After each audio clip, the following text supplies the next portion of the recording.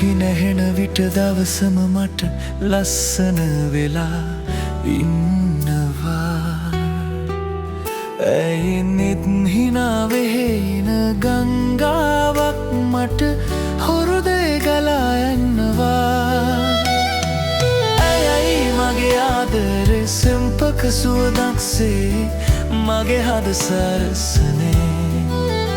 ඇය හිනහෙන විට ලෝකෙම නවතිලා ඇය ගනී බලනේ. ලස්සනයි ඇයි හදවතේ තාරකාවක් වගේ දිලිසෙනා.